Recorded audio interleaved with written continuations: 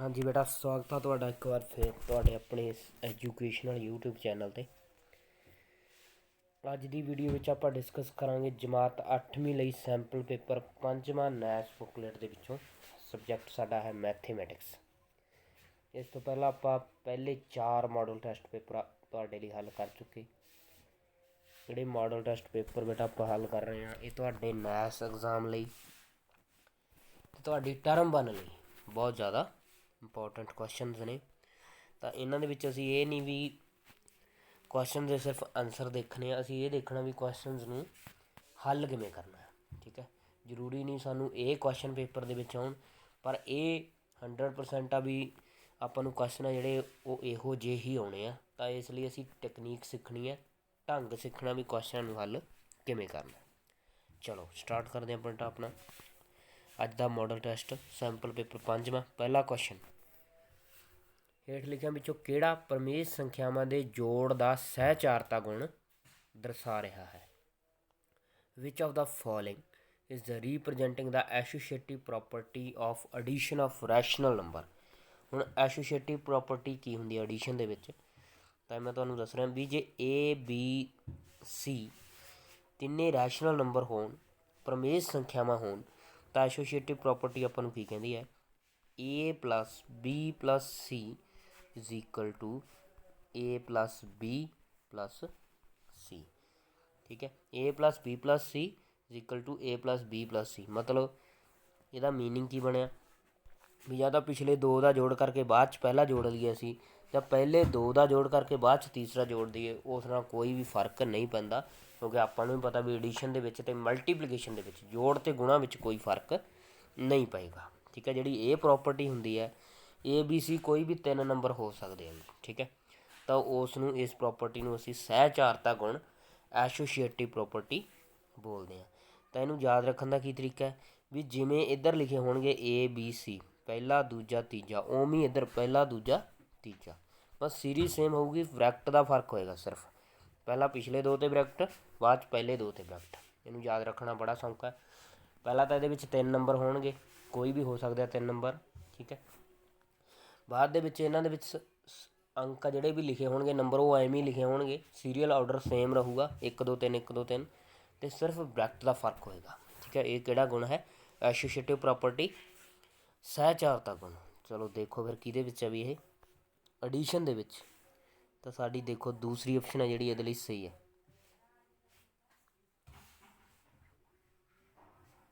ਠੀਕ ਹੈ, ਦੂਸਰੀ ਆਪਸ਼ਨ ਸਾਡੇ ਲਈ ਇਹਦੇ ਲਈ ਕੀ ਹੈ ਵੀ ਸਹੀ ਹੈ।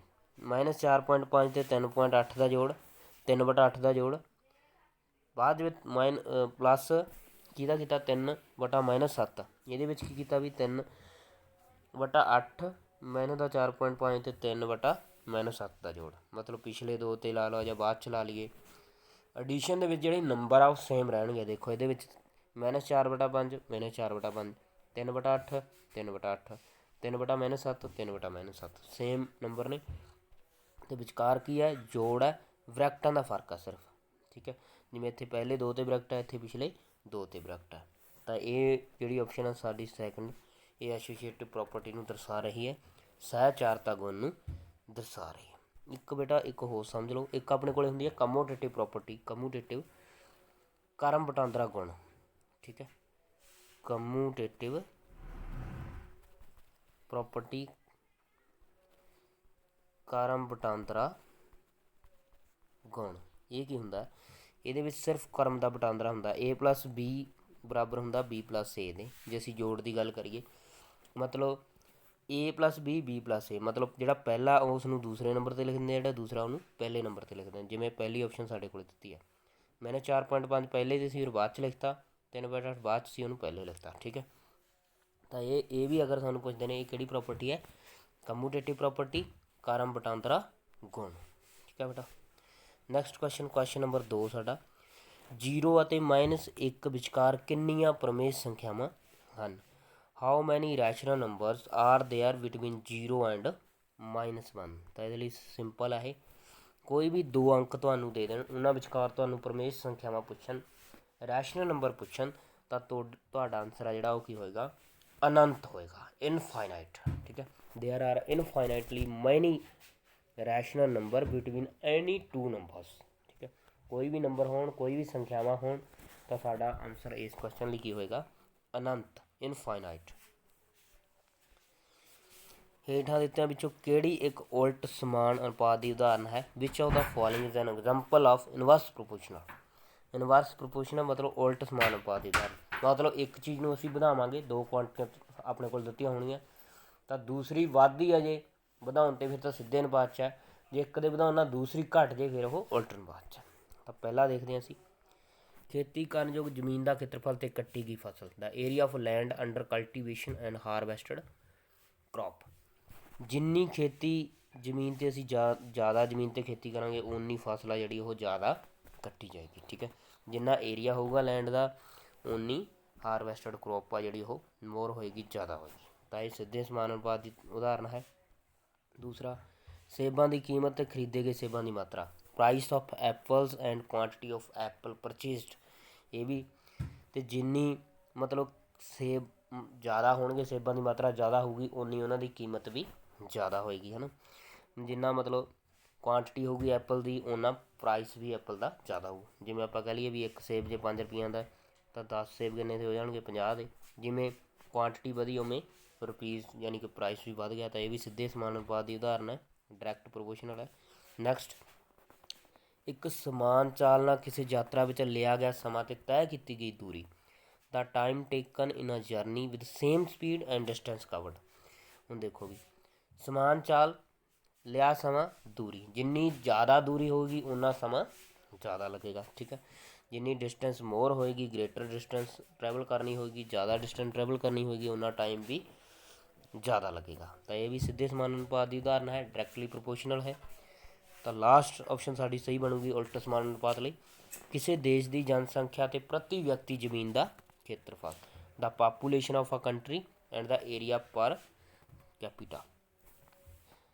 चलो हुण देखो बेटा, जिन्नी मतलब जनसंख्या ज़्यादा होएगी उन्ना प्रति व्यक्ति जमीन का खेत्रफल घट जाएगा, है ना। मतलब तुसी क्लास की गल ही कर लो, जे एक कमरे दे विच ਪਹਿਲਾਂ 10 ਜਵਾਕ ਸੀ, ਇੱਕ ਬੈਂਚ 'ਤੇ ਬੈਠਦੇ ਸੀ, ਇੱਕ ਬੈਂਚ 'ਤੇ ਇੱਕ ਬੱਚਾ ਬੈਠਦਾ ਸੀ। ਬਾਅਦ 'ਚ ਜੇ 20 ਜਵਾਕ ਹੋ ਗਏ, ਇੱਕ ਬੈਂਚ 'ਤੇ ਕਿੰਨੇ ਬੱਚੇ ਬੈਠ ਜਾਣਗੇ? ਹੁਣ ਟੋਟਲ 20 ਹੋ ਗਏ, ਇੱਕ ਬੈਂਚ 'ਤੇ ਕਿੰਨੇ ਬਚਣਗੇ? 2। ਐਵੇਂ ਜੇ ਜਵਾਕ 40 ਹੋ ਜਾਣਗੇ, 40 ਬੱਚੇ ਹੋ ਜਾਣਗੇ, ਤਾਂ ਇੱਕ ਬੈਂਚ 'ਤੇ ਕਿੰਨੇ ਬੱਚੇ ਬੈਠ ਜਾਣਗੇ? ਫਿਰ 4 ਬੱਚੇ। ਮਤਲਬ ਖੇਤਰਫਲ ਆ ਜਿਹੜਾ ਉਹ ਘਟਦਾ ਜਾਏਗਾ ਜਿਵੇਂ ਜਿਵੇਂ ਜਨਸੰਖਿਆ ਵੱਧਦੀ ਜਾਏਗੀ। ਤਾਂ ਇਹ ਕਿਹੜੇ ਅਨੁਪਾਤ 'ਚ ਹੈ? ਉਲਟ ਸਮਾਨ ਅਨੁਪਾਤ ਦੀ ਉਦਾਹਰਨ ਹੈ। It is an example of inverse proportion. ਠੀਕ ਹੈ। क्वेश्चन नंबर 4, परमेय संख्या -p/q का जुड़ात्मक उल्ट की होएगा? What is the additive inverse of rational number -p/q। तो हुण सानू पूछा जुड़ात्मक उल्ट, एडिटिव इनवर्स। बहुत सौखा है याद रखना, किवें पता करना सी। जो सानू एडिटिव इनवर्स पूछा, जुड़ात्मक उल्ट पूछा, तो जोड़ का उल्ट की हुंदा? घटा। जां असीं कह लईए घटा का उल्ट की हुंदा? जोड़। ठीक है, ये साढ़े को माइनस का p/q का मतलब घटा च है, तो असीं इहनूं जोड़ च लिख देंगे, मतलब p/q लिख देंगे। ठीक है, तो इसका जोड़ा एडिटिव इनवर्स है, जुड़ात्मक उल्ट है, वो की आ जाऊगा p/q। ठीक है, जोड़ का उल्ट घटा, घटा का उल्ट जोड़। तो घटा सी तो वह उल्ट असीं की करता? जोड़ की निशानी करती p/q। किहड़ी ऑप्शन साडी? चौथी ऑप्शन इहदे लई सही आ जूगी। नैक्सट क्वेश्चन, ਜਦੋਂ ਇੱਕ ਪਾਸੇ ਨੂੰ ਇੱਕ ਵਾਰ ਸੁੱਟਿਆ ਜਾਂਦਾ ਹੈ ਤਾਂ 3 ਦੇ ਗੁਣਜ ਸੰਖਿਆ ਪ੍ਰਾਪਤ ਹੋਣ ਦੀ ਕੀ ਸੰਭਾਵਨਾ ਹੈ? When a dice is thrown once then what is the probability of getting a multiple of 3। ਤਾਂ ਪਹਿਲਾਂ ਅਸੀਂ ਪੋਸੀਬਿਲਿਟੀਜ਼ ਦੇਖ ਲੈਂਦੇ ਹਾਂ ਵੀ ਕੀ ਸੰਭਾਵਨਾਵਾਂ ਨੇ, ਕੀ परिणाम ਆ ਜਿਹੜੇ ਨਤੀਜੇ ਇੱਕ ਡਾਈਸ ਨੂੰ ਥਰੋ ਕਰਨ 'ਤੇ, ਇੱਕ ਪਾਸੇ ਨੂੰ ਸੁੱਟਣ 'ਤੇ ਆ ਸਕਦੇ ਨੇ। 1 2 3 4 5 6 6 ਫਲਕ ਹੁੰਦੇ ਨੇ, 6 ਫੇਸ, ਹਰੇਕ ਫੇਸ 'ਤੇ ਇੱਕ ਨਾ ਕੋਈ ਸੰਖਿਆ ਲਿਖੀ ਹੁੰਦੀ ਹੈ 1 ਤੋਂ ਲੈ ਕੇ 6 ਤੱਕ। ਹੁਣ ਤੁਸੀਂ ਇਹਦੇ ਵਿੱਚੋਂ ਇਹ ਦੇਖੋ ਟੋਟਲ ਕਿੰਨੇ ਨੇ? 6 ਨੇ। ਟੋਟਲ ਅਸੀਂ ਨੀਚੇ ਲਿਖਣਾ ਹੁੰਦਾ, ਅਨੁਕੂਲ ਜਿਹੜੇ ਇਹਦੇ ਨੇ ਫੇਵਰੇਬਲ ਆਊਟਕਮ ਨੇ ਉਹ ਆਪਾਂ ਉੱਪਰ ਲਿਖਾਂਗੇ। 3 ਦੇ ਗੁਣਜ ਮਤਲਬ ਮਲਟੀਪਲ ਆਫ 3। ਮਲਟੀਪਲ ਆਫ 3 ਕਿੰਨੇ ਨੇ ਵੀ? ਜਿਹੜੇ 3 ਦੇ ਗੁਣਜ ਨੇ 3 ਦੇ ਟੇਬਲ ਵਿੱਚ ਆਉਂਦੇ ਨੇ ਉਹ ਕਿਹੜੇ ਨੇ? 3 ਅਤੇ 6, ਮਤਲਬ ਕਿੰਨੇ ਨੇ? 2। ਗਿਣਤੀ ਵਿੱਚ ਕਿੰਨੇ ਨੇ? ਸੰਖਿਆ ਕਿੰਨੀ ਇਹਨਾਂ ਦੀ? 2 ਹੈ। ਟੋਟਲ ਕਿੰਨੇ ਨੇ? 6। ਤਾਂ ਸੰਭਾਵਨਾ ਹੋਊਗੀ 2/6। 2 × 2 2 × 6। ਤਾਂ 1/3 ਆ ਜਿਹੜੀ ਇਹਦੀ ਪ੍ਰੋਬੇਬਿਲਿਟੀ ਹੋਏਗੀ, 1/3 ਸੰਭਾਵਨਾ ਹੋਏਗੀ। ਕਿਹੜੀ ਆਪਸ਼ਨ? ਦੂਸਰੇ ਵਾਲੀ।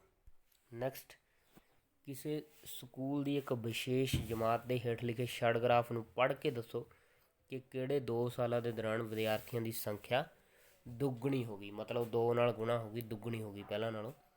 Read the following bar graph of a particular class of a school and tell during which 2 years the number of student double. ਤਾਂ ਦੇਖੋ ਵੀ ਜੇ ਅਸੀਂ ਇੱਥੋਂ ਗੱਲ ਕਰੀਏ, ਇੱਥੇ ਕਿੰਨੇ ਆ 2000 ਦੇ ਵਿੱਚ 30 ਨੇ, ਅਤੇ ਇੱਥੇ ਕਿੰਨੇ ਆ ਵੀ 40 ਨੇ। ਇੱਥੇ 2000 ਦੇ ਵਿੱਚ ਕਿੰਨੇ ਆ 40, ਅਤੇ ਆਪਾਂ ਮੰਨ ਲਈਏ ਵੀ ਥੋੜ੍ਹੇ ਜਿਹੇ ਉੱਪਰ ਨੇ 42 ਹੋਣਗੇ, ਅਤੇ 2003 ਦੇ ਵਿੱਚ ਕਿੰਨੇ ਆ 60। ਤਾਂ ਤੁਸੀਂ ਦੇਖੋ ਵੀ ਕਿਹੜੇ ਵਿੱਚ ਦੁੱਗਣੇ ਹੋਏ, ਇੱਥੇ 30 ਸੀ, ਇੱਥੇ ਕਿੰਨੇ ਹੋ ਗਏ 60। ਤਾਂ ਇੱਥੇ ਡਬਲ ਹੋ ਗਏ ਨਾ, ਦੁੱਗਣੇ ਹੋ ਗਏ। ਇੱਥੇ ਡਬਲ ਹੋਏ ਆ, ਇੱਥੇ 30 ਸੀ ਪਹਿਲਾਂ, ਫਿਰ 60 ਹੋ ਗਏ, ਮਤਲਬ ਪਹਿਲਾਂ 30 ਸੀ ਫਿਰ 60 ਹੋ ਗਏ, ਦੁੱਗਣੇ ਹੋ ਗਏ। ਮਤਲਬ ਕਿਹੜੇ ਤੋਂ ਕਿਹੜੇ ਸਾਲ? 2000 ਤੋਂ 2003 ਤੱਕ। ਸਾਲ 2000 ਤੋਂ 2003 ਤੋਂ ਦੁੱਗਣੇ ਹੋ ਗਏ ਇਹ, ਫਰੋਮ ਈਅਰ 2000 ਟੂ 2003। ਠੀਕ ਹੈ, ਦੁੱਗਣੇ ਹੋ ਗਏ।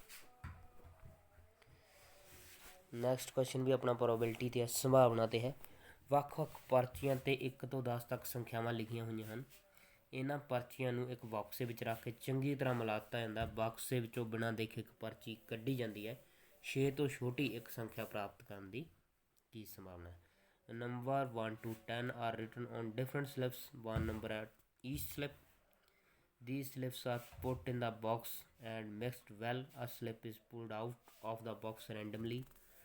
What is the probability of getting a number less than 6?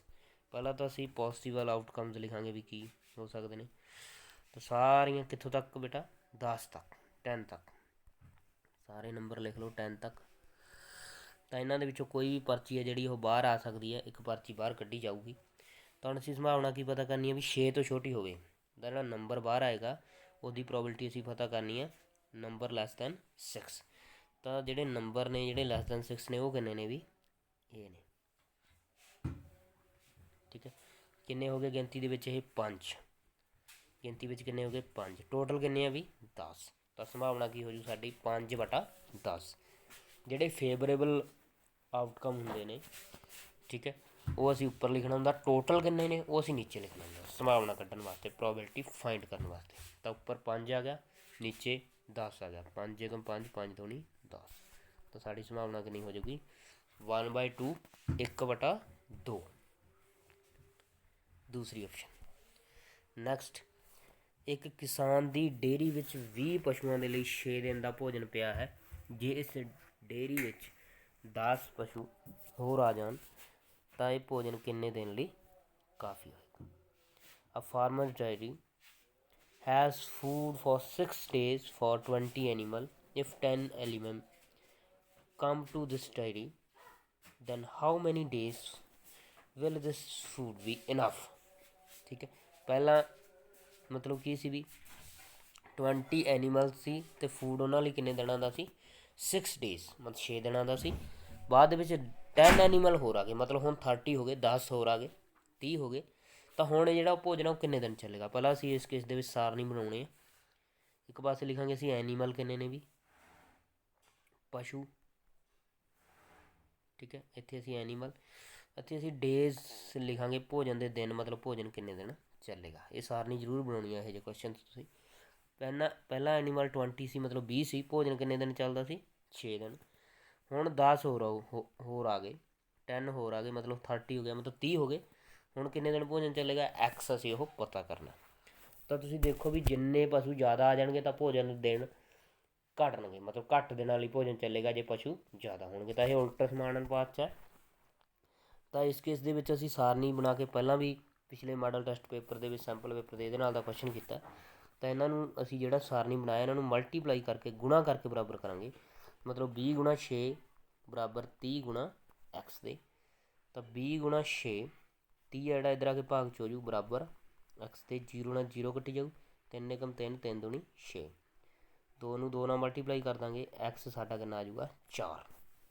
X is equal to 4। ਹੁਣ ਜਿਹੜਾ ਭੋਜਨ ਪਹਿਲਾਂ 6 ਦਿਨ ਚੱਲਣਾ ਸੀ, 6 ਡੇ ਲਈ ਨਫ ਸੀਗਾ, ਹੁਣ ਉਹ ਕਿੰਨੇ ਦਿਨ ਚੱਲੇਗਾ? 4 ਡੇ, 4 ਦਿਨ ਚੱਲੇਗਾ। ਠੀਕ ਹੈ ਬੇਟਾ, 4। 53.07 ਦਾ ਵਿਸਤ੍ਰਿਤ ਰੂਪ ਚੁਣੋ।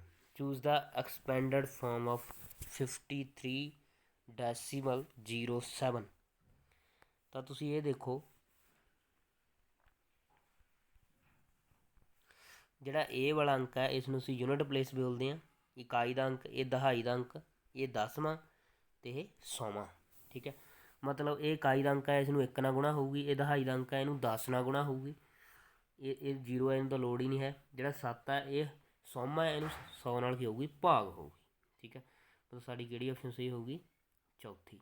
5 ਨੂੰ 10 ਨਾਲ ਗੁਣਾ ਹੋ ਜੂਗੀ, ਮਤਲਬ 50 ਬਣ ਜੂਗਾ। 3 ਨੂੰ 1 ਨਾਲ ਗੁਣਾ ਕਰਕੇ ਜੋੜਾਂਗੇ 3, ਮਤਲਬ 50 ਦੇ ਵਿੱਚ 3 ਜੁੜ ਜਾਣਗੇ 53। ਉਹ ਤੋਂ ਬਾਅਦ 7 ਨੂੰ 100 ਨਾਲ ਭਾਗ ਕਰਕੇ ਜੋੜਾਂਗੇ, ਵਿੱਚ 7 ਨੂੰ 100 ਨਾਲ ਭਾਗ ਕਰਾਂਗੇ। ਦੇਖੋ ਬੇਟਾ, 7 ਨੂੰ ਜਦੋਂ ਅਸੀਂ 100 ਨਾਲ ਡਿਵਾਈਡ ਕਰਾਂਗੇ 7 ਨੂੰ, ਤਾਂ ਇਹ ਬਣ ਜੂਗਾ 0.07। ਤਾਂ ਉਹ ਵਿੱਚ ਜੋੜਾਂਗੇ ਤਾਂ ਇੰਨਾ ਬਣ ਜੂਗਾ 53 ਦੇ ਵਿੱਚ, 53.07, 53.07। ਤਾਂ ਇਹਦੇ ਲਈ 4th ਆਪਸ਼ਨ ਆ ਜਿਹੜੀ ਸਾਡੀ ਸਹੀ ਹੋਊ। ਨੈਕਸਟ, ਹੇਠਾਂ ਦਿੱਤੀਆਂ ਸੂਚੀਆਂ ਵਿੱਚੋਂ ਕਿਹੜੀਆਂ ਸੰਖਿਆਵਾਂ ਘਟਦੇ ਕ੍ਰਮ ਵਿੱਚ ਹਨ। Which of the following is in the descending order. ਮਤਲਬ ਪਹਿਲਾਂ ਵੱਡਾ, ਫਿਰ ਉਸ ਤੋਂ ਛੋਟਾ, ਫਿਰ ਉਸ ਤੋਂ ਛੋਟਾ, ਫਿਰ ਉਸ ਤੋਂ ਛੋਟਾ। ਤਾਂ ਇਹਦੇ ਲਈ 4th ਆਪਸ਼ਨ ਜਿਹੜੀ ਸਾਡੀ ਸਹੀ ਆ ਜੂਗੀ। ਪਹਿਲਾਂ 0.444 44 ਵਾਲਾ ਆ ਗਿਆ ਕਹਿ ਲਈਏ ਆਪਾਂ, ਫਿਰ ਆਊਗਾ 0.43 43, ਫਿਰ 40 ਮਤਲਬ 0.4, ਫਿਰ 3 ਵਾਲਾ 0.355। ਤਾਂ ਇਹ ਇਹਨਾਂ ਦਾ ਡਿਸੈਂਡਿੰਗ ਆਰਡਰ ਹੈ, ਇਹ ਘਟਦੇ ਕ੍ਰਮ ਨੇ। ਚੌਥੀ ਆਪਸ਼ਨ ਸਾਡੀ ਸਹੀ ਹੋਊਗੀ। ਹੇਠ ਲਿਖਿਆਂ ਵਿੱਚੋਂ ਕਿਹੜਾ ਹੋ ਵੀ ਸਕਦਾ ਪਰ ਨਿਸ਼ਚਿਤ ਰੂਪ ਨਾਲ ਨਹੀਂ। Which of the following can happen but not certainly. ਇਹਨੂੰ ਕੁਐਸਚਨ ਨੂੰ ਸਮਝ ਲਓ ਬੇਟਾ, ਇਸ ਦਾ ਕੀ ਮਤਲਬ ਹੈ। ਕਿਹੜਾ ਹੋ ਸਕਦਾ ਪਰ ਜ਼ਰੂਰੀ ਨਹੀਂ ਵੀ ਹੋਵੇ, ਹੋ ਸਕਦਾ। ਠੀਕ ਹੈ, ਪੋਸੀਬਿਲਿਟੀ ਹੈਗੀ ਆ ਹੋਣ ਦੀ, ਪਰ ਜ਼ਰੂਰੀ ਨਹੀਂ ਵੀ ਉਹ ਹੋਵੇ। ਠੀਕ ਹੈ, ਤਾਂ ਉਹ ਅਸੀਂ ਚਾਹੁੰਦੇ ਹਾਂ ਕਿਹੜਾ ਇਹਨਾਂ ਦੇ ਵਿੱਚੋਂ ਆਊਗਾ। ਉਹ ਇੱਕ ਪਾਸੇ ਨੂੰ ਸੁੱਟਣ 'ਤੇ 8 ਆਏਗਾ। ਗੈਟਿੰਗ ਨੰਬਰ 8 ਔਨ ਥਰੋਇੰਗ ਆ ਡਾਈਸ। ਇਹ ਨਹੀਂ ਹੋ ਸਕਦਾ, ਕਿਉਂਕਿ ਪਾਸੇ ਤੱਕ ਜਿਹੜੀਆਂ ਪਾਸੇ 'ਤੇ ਸੰਖਿਆਵਾਂ ਲਿਖੀਆਂ ਹੁੰਦੀਆਂ, ਅੰਕ ਲਿਖੇ ਹੁੰਦੇ, ਨੰਬਰਸ ਹੁੰਦੇ ਨੇ, ਉਹ 1 ਤੋਂ ਲੈ ਕੇ 6 ਤੱਕ ਹੁੰਦੇ ਆ, 1 to 6। ਤਾਂ 8 ਤਾਂ ਆ ਹੀ ਨਹੀਂ ਸਕਦਾ, 8 ਤਾਂ ਆ ਹੀ ਨਹੀਂ ਸਕਦਾ। ਠੀਕ ਹੈ, ਇਹ ਨਹੀਂ ਹੋ ਸਕਦਾ। ਨੈਕਸਟ, ਇੱਕ ਸਿੱਕੇ ਨੂੰ ਉਛਾਲਣ 'ਤੇ ਇੱਕ ਚਿੱਤ ਪ੍ਰਾਪਤ ਹੋਏਗਾ। Getting a head on tossing a coin. ਇਹ ਹੋ ਸਕਦਾ ਪਰ ਜ਼ਰੂਰੀ ਨਹੀਂ ਵੀ ਹੋਵੇ, ਕਿਉਂਕਿ ਟੇਲ ਵੀ ਆ ਸਕਦਾ। ਠੀਕ ਹੈ, ਤਾਂ ਇਹ ਹੋ ਸਕਦਾ ਮਤਲਬ ਜ਼ਰੂਰੀ ਨਹੀਂ। ਤਾਂ ਇਹਦੇ ਵਿੱਚ ਆਉਂਦਾ ਜਿਹੜਾ ਆਪਾਂ ਚੁਣਨਾ। ਜਨਵਰੀ ਦੇ ਮਹੀਨੇ ਵਿੱਚ 31 ਦਿਨ ਹੋਣਗੇ। 31 days ਇਨ ਮੰਥ ਆਫ ਜਨਵਰੀ। ਤਾਂ ਇਹ ਵੀ ਠੀਕ ਹੈ, ਇਹ ਵੀ ਗਲਤ ਹੈ, ਇਹ ਨਹੀਂ ਹੋ ਸਕਦਾ। 30 ਦਿਨ ਹੋ ਸਕਦੇ ਜਨਵਰੀ ਦੇ ਮਹੀਨੇ 'ਚ। ਠੀਕ ਹੈ, 30 days ਹੋ ਸਕਦੇ ਨੇ। ਠੀਕ ਹੈ, ਤਾਂ ਇਹ ਵੀ ਨਹੀਂ ਹੋ ਸਕਦਾ। ਨੈਕਸਟ, ਅਗਲੀ ਟ੍ਰੈਫਿਕ ਲਾਈਟ ਹਰੀ ਮਿਲੇਗੀ। Next traffic light will be green. ਇਹ ਹੋ ਸਕਦਾ ਪਰ ਜ਼ਰੂਰੀ ਨਹੀਂ। ਠੀਕ ਹੈ, ਇਹ ਵੀ ਇਹਦੇ ਵਿੱਚ ਆਊਗਾ। ਹੋ ਸਕਦਾ ਪਰ ਨਿਸ਼ਚਿਤ ਰੂਪ ਨਾਲ ਨਹੀਂ। ਠੀਕ ਹੈ, ਕੈਨ ਹੈਪਨ ਬਟ ਨਾਟ ਸਰਟੇਨਲੀ। ਤਾਂ ਕਿਹੜੇ ਕਿਹੜੇ ਸਾਡੇ ਲਈ ਹੋ ਸਕਦੇ ਆ ਪਰ ਜ਼ਰੂਰੀ ਨਹੀਂ, ਦੂਜਾ ਅਤੇ ਚੌਥਾ। ਮਤਲਬ ਸਾਡੀ 3rd ਆਪਸ਼ਨ ਹੈ ਜਿਹੜੀ ਉਹ ਸਹੀ ਆਊਗੀ, 2 and 4th ਵਾਲੀ। ਠੀਕ ਹੈ ਬੇਟਾ। ਨੈਕਸਟ 12 ਕੁਐਸਚਨ 12ਵਾਂ। ਉੱਪਰ ਦਿੱਤੀ ਸੰਖਿਆ ਰੇਖਾ ਨੂੰ ਦੇਖ ਕੇ ਦੱਸੋ ਕਿ ਹੇਠਾਂ ਦਿੱਤੀਆਂ ਸੰਖਿਆਵਾਂ ਵਿੱਚੋਂ ਕਿਸ ਦਾ ਮੁੱਲ ਸਭ ਤੋਂ ਜ਼ਿਆਦਾ ਹੋਵੇਗਾ। By observing the given number line find which of the following ਹੈ ਦਾ ਗ੍ਰੇਟੈਸਟ ਵੈਲਿਊ। ਆਪਾਂ ਪਹਿਲਾਂ ਵੀ ਕੀਤਾ ਸੀ ਬੇਟਾ। ਅਗਰ 0 ਤੋਂ ਇੱਧਰਲੇ ਪਾਸੇ ਆ ਤਾਂ ਇਸ ਨੂੰ ਅਸੀਂ +1 ਲੈ ਲੈਂਦੇ ਹਾਂ, ਅਤੇ 0 ਤੋਂ ਇੱਧਰਲੇ ਪਾਸੇ ਆਪਾਂ ਲੈਂਦੇ ਹੁੰਦੇ ਹਾਂ -1। ਇੱਧਰ ਮਾਈਨਸ ਵਾਲੀਆਂ ਸੰਖਿਆਵਾਂ ਅਸੀਂ ਫਾਈਂਡ ਆਊਟ ਕਰਦੇ ਹਾਂ। ਪਹਿਲਾਂ a + b, ਮਤਲਬ ਪਲੱਸ ਦਾ 1 ਅਤੇ ਮਾਈਨਸ ਦੇ 1 ਦਾ ਜੋੜ, ਤਾਂ ਉਹ ਸਾਡੇ ਕੋਲ ਕੀ ਆ ਜਾਊਗਾ 0। ਤਾਂ ਫਿਰ ਅਸੀਂ ਕੀ ਕਰਨਾ, b - a। b ਦੇ ਵਿੱਚੋਂ a ਨੂੰ ਮਾਈਨਸ ਕਰਨਾ। b ਸਾਡੇ ਕੋਲ ਕਿੰਨਾ ਵੀ 1, 1 ਦੇ ਵਿੱਚੋਂ ਅਸੀਂ -1 ਨੂੰ ਘਟਾਉਣਾ। ਤਾਂ 1 ਮਾਈਨਸ ਮਾਈਨਸ ਪਲੱਸ ਬਣ ਜੂ, ਮਤਲਬ +1, 1 + 1 ਮਤਲਬ 2। ਅੱਗੇ ਸਾਡਾ ਕੋਲ ਹੈਗਾ ab ਮਤਲਬ -1 ਅਤੇ +1 ਦੀ ਕੀ ਕਰਨੀ ਹੈ, ਗੁਣਾ, ਮਤਲਬ ਉਹ ਕੀ ਆ ਜਾਊਗਾ -1। ਸਿਮਿਲਰਲੀ a/b ਮਤਲਬ ਇਹਨਾਂ ਦੀ ਭਾਗ ਕਰਨੀ ਹੈ, -1 ਨੂੰ 1 ਨਾਲ ਭਾਗ ਕਰਨੀ ਹੈ, ਮਤਲਬ -1 ਆ ਜਾਊਗਾ। ਤਾਂ ਤੁਸੀਂ ਦੇਖੋ ਜਿਹੜੀਆਂ ਆਪਣੇ ਕੋਲ ਵੈਲਿਊਜ਼ ਆ ਗਈਆਂ ਸੀ ਇੱਥੇ, a + b ਦੀ ਵੈਲਿਊ ਆਪਣੇ ਕੋਲ 0 ਆਈ ਸੀ, ਇਹਦੀ ਵੈਲਿਊ ਆਪਣੇ ਕੋਲ 2 ਆ ਗਈ ਸੀ, ਇਹਦੀ ਆਪਣੇ ਕੋਲ -1 ਆ ਗਈ ਸੀ, ਇਹਦੀ ਵੀ ਆਪਣੇ ਕੋਲ -1 ਆ ਗਈ ਸੀ। ਠੀਕ ਹੈ, ਤਾਂ ਕਿਹੜੇ ਦਾ ਮੁੱਲ ਸਭ ਤੋਂ ਜ਼ਿਆਦਾ ਹੈ। ਵਿਚ ਆਫ ਦਾ ਫੋਲੋਇੰਗ ਹੈ ਦਾ ਗ੍ਰੇਟੈਸਟ ਵੈਲਿਊ। ਕਿਹਦੀ ਜ਼ਿਆਦਾ ਹੈ, b - a। ਤਾਂ b - a ਇਹਦੇ ਲਈ ਰਾਈਟ ਆਪਸ਼ਨ ਆਏਗਾ, ਕਰੈਕਟ ਆਪਸ਼ਨ ਸਹੀ। ਠੀਕ ਹੈ, 13 13ਵਾਂ। ਹੇਠ ਲਿਖਿਆਂ ਵਿੱਚੋਂ ਕਿਹੜੀਆਂ ਦੋ ਸੰਖਿਆਵਾਂ ਦਾ ਜੋੜ -5 ਹੈ? Which of the following two number has their sum as -5। ਚਲੋ ਪਹਿਲੇ ਕੇਸ ਦੇ ਵਿੱਚ 10 ਅਤੇ -5 ਦਾ ਜੋੜ ਕਰਾਂਗੇ ਅਸੀਂ ਤਾਂ 5 ਆ ਜਾਏਗਾ। -10 ਅਤੇ -5 ਦਾ ਜੋੜ ਕਰਾਂਗੇ ਮਾਈਨਸ ਦਾ 15 ਆ ਜਾਏਗਾ। -10 ਅਤੇ ਪਲੱਸ ਦੇ 5 ਦਾ ਜੋੜ ਕਰਾਂਗੇ ਤਾਂ ਕੀ ਆ ਜਾਏਗਾ -5। ਅਸੀਂ ਉਹੀ ਸੰਖਿਆ ਲੱਭਣੀ ਸੀ ਜਿਨ੍ਹਾਂ ਦਾ ਸਮ ਆ ਜਿਹੜਾ ਐਡੀਸ਼ਨ ਹੈ ਜੋੜ ਆ ਉਹ -5 ਆਵੇ ਤਾਂ ਉਹ ਕਿਹੜੀ ਆਪਸ਼ਨ ਆਊ ਸਾਡੀ? Third option. ਠੀਕ ਹੈ ਬੇਟਾ, ਉਹ ਕਿਹੜੀ ਆਪਸ਼ਨ ਆਏਗੀ? ਥਰਡ, ਤੀਜੀ ਆਪਸ਼ਨ। ਹੇਠਾਂ ਦਿੱਤੇ ਚਿੱਤਰ ਲਈ ਸਹੀ ਕਥਨ ਚੁਣੋ। Choose the correct option for the given figure. ਤਾਂ ਤੁਸੀਂ ਇਹਦੀ ਫਰੈਕਸ਼ਨ ਲਿਖੋ, ਇਹਦੀ ਭਿੰਨ ਲਿਖੋ।